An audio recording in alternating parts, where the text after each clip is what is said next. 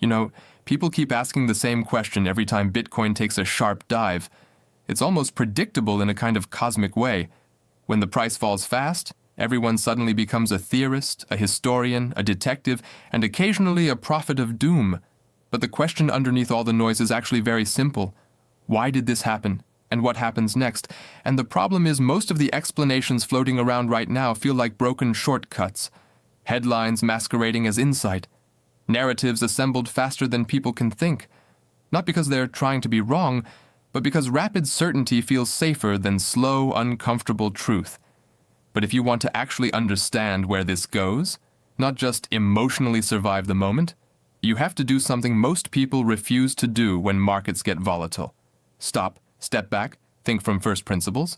Because once you do that, once you examine what really triggered this move, not the surface-level stories but the underlying physics, this entire crash suddenly stops looking mysterious. It starts looking inevitable, predictable, even logical. So, let's do that together. Let's break the machine open and see what's actually inside. Today, I want to walk through the real answers to the questions people are scared to ask. Why did Bitcoin fall? Who's selling? What broke? When does it end? What do rational people do in moments like this? And I want to do it the way an engineer would approach a failing system methodically, analytically, without panic, without superstition, without the emotional turbulence that usually distorts markets more than any real variable. Before we go anywhere, though, we need the right mental frame. And for that, I always go back to Warren Buffett. Even though he's famously skeptical about Bitcoin, the man understands markets better than almost anyone alive. And some of his principles are so deeply true. They don't belong to any asset class or ideology. They belong to human psychology itself. There's one quote of his I think about constantly, especially when markets enter this weird emotional weather pattern where fear spreads faster than truth. If you're not willing to own something for 10 years, don't even think about owning it for 10 minutes.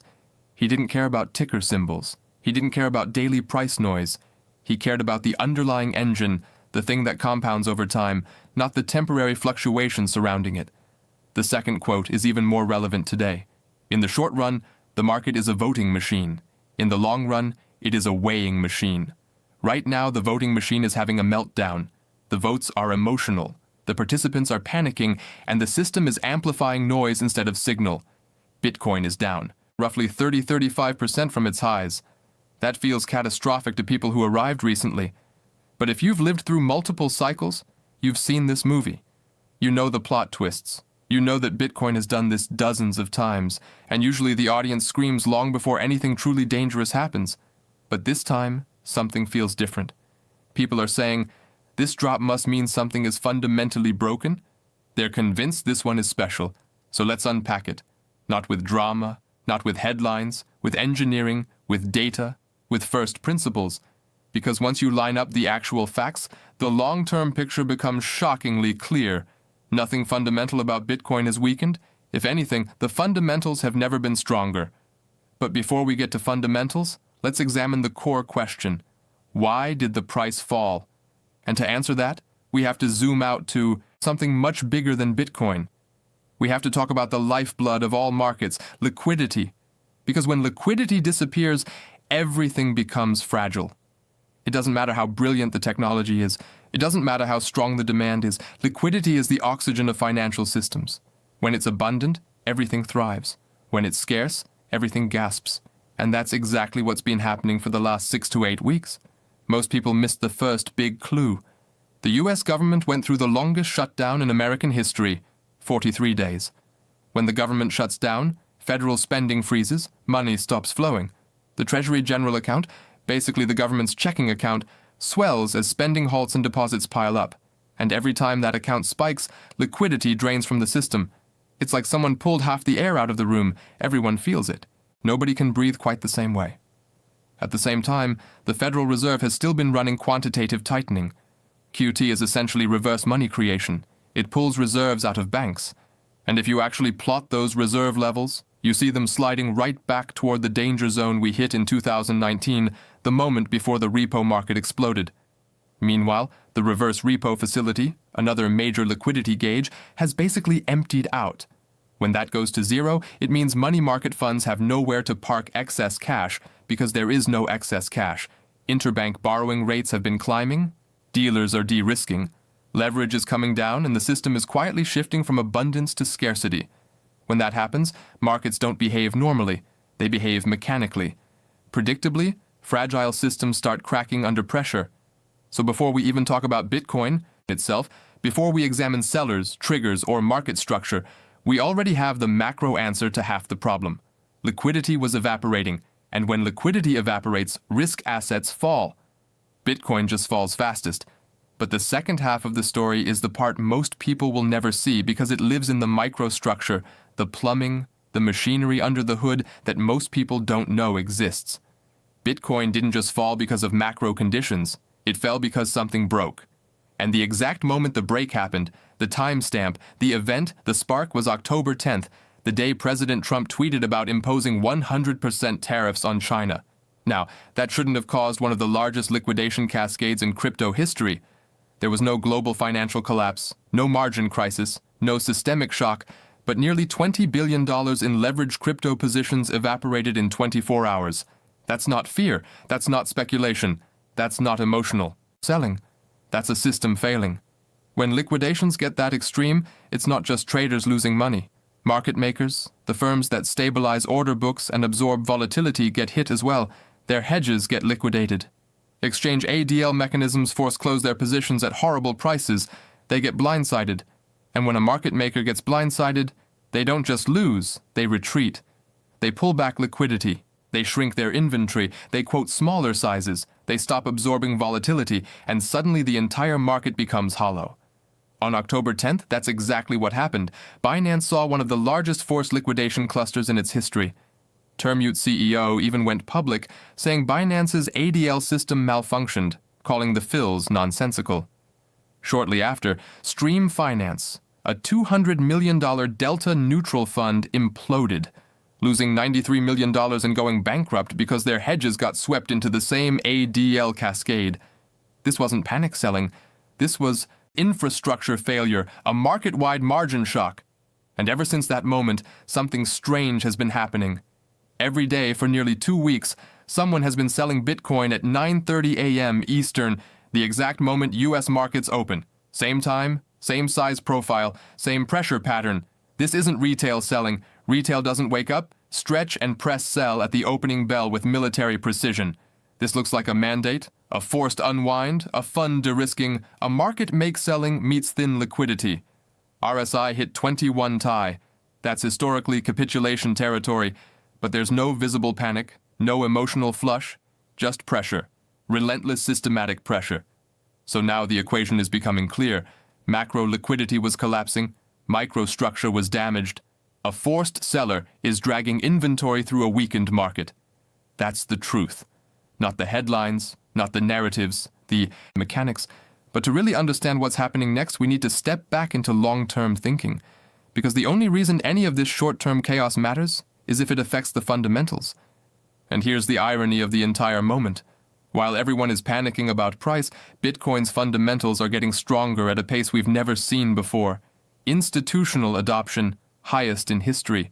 Spot ETFs creating permanent pipelines of slow, deep structural capital. Bitcoin entering the credit system, JP Morgan accepting it as collateral is a turning point that history will remember. Mortgage underwriting now allowing Bitcoin to count toward financial strength. That's not a footnote. That is mainstream integration. Custodial infrastructure exploding across major banks. Fidelity City Standard Chartered mining investment at unprecedented scale. Hash rate at all-time highs. Sovereign accumulation accelerating all while the price is falling. That is not a sign of weakness. That is the rarest configuration in investing. Long-term fundamentals rising while short-term prices falling for reasons unrelated to intrinsic value. That is exactly when the weighing machine diverges from the voting machine. That divergence is the opportunity. So before we go deeper into what happens next, let me leave you with a question.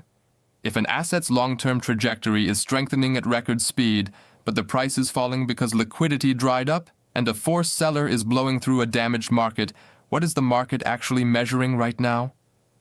Weight or noise. Now that we've established why the crash happened, we need to confront the second question everyone keeps asking, but almost no one is answering correctly. When does this end?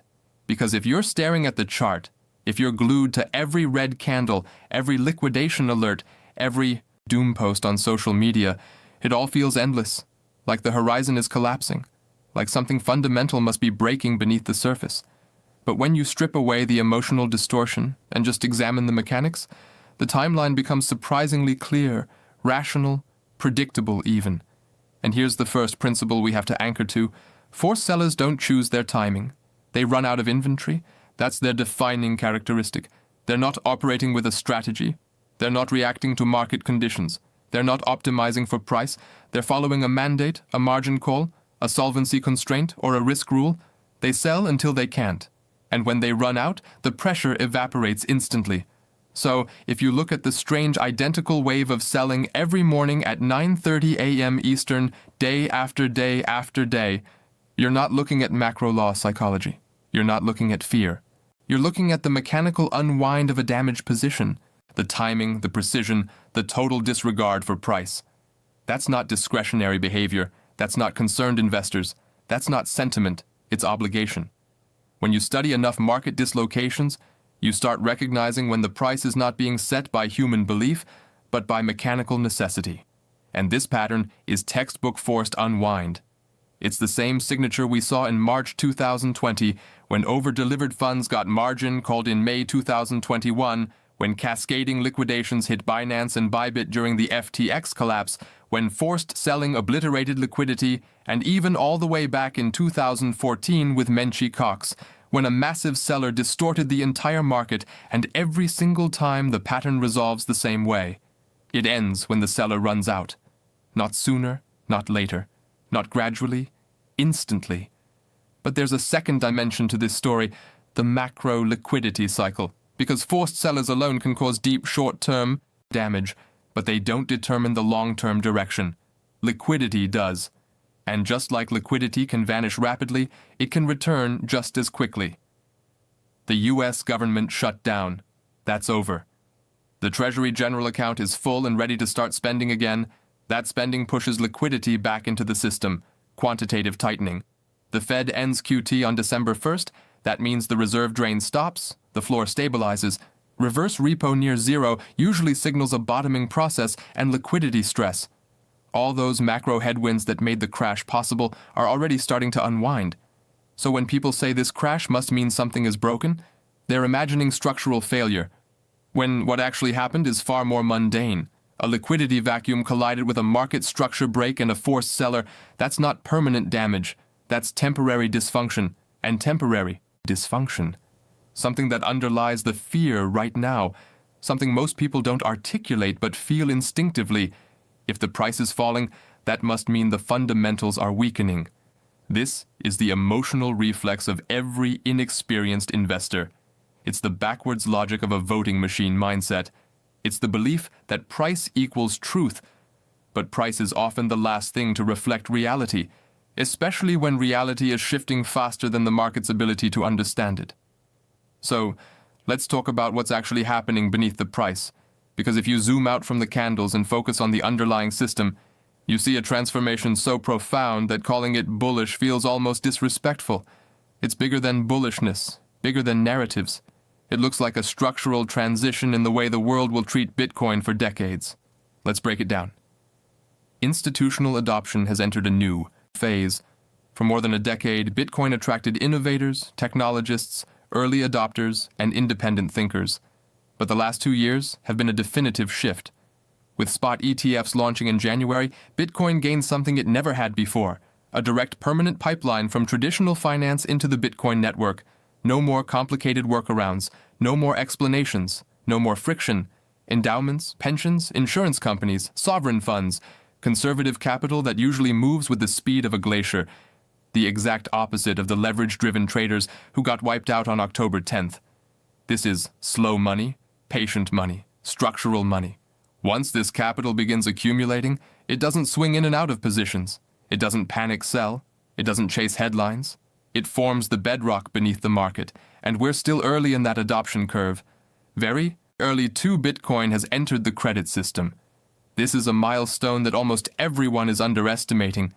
JP Morgan, one of the largest banks on earth, is now accepting Bitcoin as collateral for institutional loans. That is a monumental shift in the life cycle of an asset. Once something becomes acceptable collateral, it moves from a speculative instrument to a foundational part of financial infrastructure. Collateral drives credit. Collateral drives liquidity. And once an asset enters the collateral layer of the system, its demand becomes structural, not cyclical. Bitcoin just crossed that threshold, and JP Morgan is not alone. Mortgage guidelines now allow Bitcoin holdings to be factored into underwritation of war. This is two-periodation. This is wines of Tennevold's True Durit coin was treated like something you'd hide from a banker. Now, it's something that can help you qualify a mortgage. This isn't hype. This is penetration into the most traditional, slow-moving, conservative corners of finance. Siri custodial infrastructure is now fully institutional. There's a big difference between retail custody and deep institutional custody. The latter usually means coins get locked away for years, sometimes decades. Fidelity, Citi, Standard Chartered, US Bank Corp. These aren't crypto companies. They're among the largest financial institutions in the world, and they are now building regulated Bitcoin custody infrastructure. When institutional capital buys Bitcoin through these systems, those coins disappear from float. They don't sit on exchanges waiting to be panic sold. They move into deep cold storage and stay there. That is a quiet supply shock gathering in the background. Not dramatic, not loud, not visible on charts, but inevitable. Mining investment is breaking record, hash rate hitting new all-time highs. Isn't a trivia metric, it's the immune system of the network. When miners invest hundreds of millions into infrastructure, energy contracts, assets, data centers, they're not doing it with a 3-month time horizon. Miners are the closest thing Bitcoin has to biological certainty. Their behavior tells you where they think the system is going, and their long-term commitment has never been stronger. Sovereign adoption has accelerated. 20 years from now, people will look back at this moment and say, that's when governments started quietly accumulating Bitcoin. The US now holds over 200,000 BTC through seizures and strategic reserves. Multiple states are exploring Bitcoin treasury allocations. Countries around the world are evaluating sovereign reserves. It's early, but the trend is unmistakable. Now, here's the part nobody connects. All of these structural forces are strengthening while a temporary forced seller is pushing the price down into thin liquidity. This is the mismatch, the divergence, the gap between perception and reality. And the greater the mismatch, the greater the opportunity for people who think long-term. Buffett calls this the moment when the weighing machine hasn't arrived yet. I call it something else, the mispricing window created by mechanical distortion. These moments don't last. They compress time. They distort narratives. They scare away people who don't understand systems, and they reward people who do. But the market doesn't need you to believe in it. The market simply needs you to understand how it actually functions. Liquidity will return, the forced seller will run out, the microstructure will heal. It always does. But here's the bigger question you should be asking yourself. When the pressure stops, when the forced seller is gone, when liquidity reverses, when structural demand outweighs temporary dysfunction, what does the snapback look like? Because every historical precedent says the same thing. Forced selling ends suddenly, violently, and the rebound is faster than almost anyone expects. People call it a V-shaped recovery, but it's not a pattern. It's physics. When artificial downward pressure disappears, the system recalibrates instantly, and that brings us to the most practical question. People keep asking, what should I do? Different time horizons demand different strategies. A long-term holder and a fund manager do not operate under the same constraints. They're solving completely different problems. If you're thinking in decades, this is noise, temporary chaos, a gift disguised as fear. If you're managing monthly or quarterly liquidity, you need hedges. You need diversification. You need to manage volatility because it's part of your mandate. It's not optional. Both approaches are rational. Both require self-awareness. The mistake is confusing one for the other because you never optimize a long-term strategy using short-term emotions. And you never manage short-term risk using long-term idealism to fundamentals or strengthening while the price temporarily misrepresents reality. There's something we need to talk about more directly. Something people sense but rarely articulate. The crash didn't just expose weaknesses in the market. It exposed weaknesses in us, in how we think. how we react, how we interpret reality. Because moments like these force a question: do you navigate the world based on narratives or based on first principles? And that question is harder than it sounds. Most people think they think independently. They don't. They operate inside inherited frameworks. Frameworks they didn't build, didn't question, and don't even realize they're using. That's how systems trap people without chains. They limit the assumptions you're allowed to consider. And this crash, it revealed exactly who is thinking externally and who is thinking internally. You could see it instantly. Two groups appeared. Group 1, the narrative chasers. These are the people who look at a red candle and assume it means fundamental failure. They think the price is dropping, so something must be broken. If everyone else is scared, I should be too. If the consensus feels negative, that must be the truth. They don't realize they're outsourcing their thinking to the collective emotional state. It's the belief that you can't understand the world directly, so you adopt whatever explanation feels socially validated. That leads to the same predictable cycle. Fear leads to reaction. Reaction leads to mistakes. Mistakes lead to regret. Regret leads to more fear. A loop tight. Inescapable if you don't recognize it.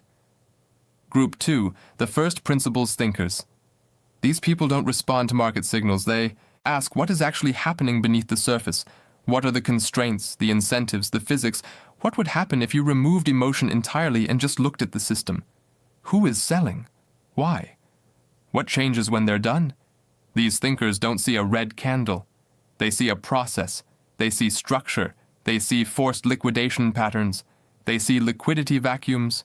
They see cycles of excessive leverage meeting thin order books. And they understand something simple but powerful. Volatility is not risk. Volatility is the cost of admission. It's turbulence, not a crash. It's noise, not signal. Risk is permanent loss. Volatility is temporary distortion. The people who survive and win in systems like this aren't the ones with the perfect emotional response. They're the ones who know how to separate noise from structure. Another pause like he's switching gears. But let's push even deeper. Let's ask the question most people avoid because it makes them uncomfortable. Why do we assume the old financial system is the default truth? People act like Bitcoin needs permission to exist. Approval from legacy institutions. Validation from the same organizations that have the failing infrastructures people are desperately clinging to. Think about how bizarre that is. If you built a car that ran on sunlight, no fuel, no emissions, near infinite range, perfect efficiency, and then someone driving a 1957 gas guzzler demanded you prove your technology is real, that person isn't evaluating truth. They're defending familiarity. Traditional systems, anything but sustainable. Let's walk through the cracks. 1. The system is over-leveraged at every layer.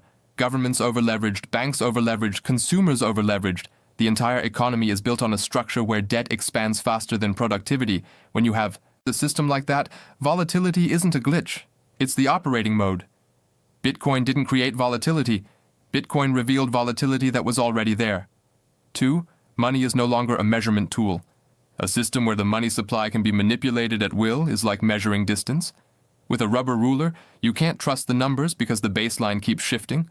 What is a dollar? What does it measure? What is its anchor?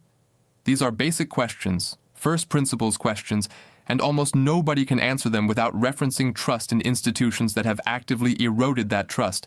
Bitcoin doesn't ask for trust. It provides transparency. That's the difference. 3. Inflation has become a permanent policy, not a temporary error. People act like inflation is a naturally occurring weather pattern. No, it's a choice. Inflation is a silent tax, a slow leak in the financial system, a way to transfer purchasing power from earners to issuers. And the system is built to make that process invisible. Bitcoin doesn't hide inflation, it eliminates it forever. That's not a feature, it's a revolution. It's a revolution. 4 banks don't hold your money, they hold IUs. When your money is in a bank, you don't own it. You own a claim on it. That claim is only as safe as the bank's liquidity and the government's willingness to back them. Most people never realize how fragile the system is until it breaks, and by then, it's too late. Bitcoin doesn't have IUS. There is no fractional reserve. You own what you hold. That's what scares legacy institutions. It makes them obsolete. Now, let's return to the crash with this perspective. Because once you step outside the old framework, something becomes obvious. Bitcoin didn't break. Legacy behavior broke Bitcoin's short-term price. There's a difference. The price crash wasn't caused by fundamental flaws. regulatory failure, mining issues, demand destruction, network breaches, or technological weaknesses. It was caused by leveraged derivatives, cascading liquidation, institutional forced sellers, thin liquidity due to macro policy, algorithmic traded risk management protocols. In other words, the old system bled into the new system. This wasn't a Bitcoin failure. It was a fiat-style failure happening inside a Bitcoin ecosystem. And it raises a really important question. Why do we continue importing broken financial behaviors into a system designed to escape them? Why bring over-leveraged gambling into a network built for transparency? Why replicate the same mistakes in a system designed to avoid them? Why treat Bitcoin like a casino when it was created as a lifeboat? This is the irony of innovation. We build tools to solve problems and then reintroduce the same problems out of habit. But here's the part people overlook. A forced seller can distort price. A forced system cannot distort truth. Bitcoin's fundamentals didn't bend, only the surface bent. The signal stayed intact because Bitcoin exists outside the emotional cycle. It doesn't fear, it doesn't panic, it doesn't hope, it doesn't react. It simply operates block after block with mathematical consistency. That is the difference between a system built on trust and a system built on verification. Let's shift to the part everyone cares about most, even if they don't admit it. What happens next? Not the short term, not the next candle, the structural next. The part that actually matters. Because we're entering a phase of Bitcoin's evolution that almost nobody is prepared for. Not emotionally, not intellectually, not strategically. Phase 1, the end of the forced seller. This phase ends the moment the seller's inventory reaches zero. There's no ceremony, no warning. One day the pressure is there, the next day it's gone. Markets can take months to grind down. They can recover in minutes. That's the asymmetry of mechanical sell pressure. Phase 2, liquidity reversal. Treasury spending begins.